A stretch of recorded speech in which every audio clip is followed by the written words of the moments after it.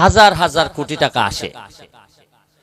আপনারা খালি হয়তো সংখ্যায় শুনেন যে অমুক এমপির নামে 20 কোটি বরাদ্দ হইছে, অমুকের নামে 40 কোটি বরাদ্দ হইছে, অমুকের নামে এইটা হইছে এইটা হইছে।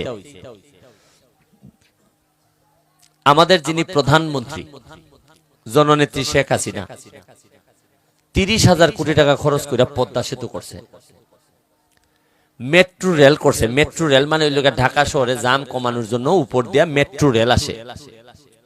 কর্ণফুলীতে একটা আন্ডারগ্রাউন্ড দিয়ে আপনার টানেল করে দিছে, যে এখন আর রাস্তার উপর দিয়ে যাবেন না, নিচ দিয়ে যাবেন।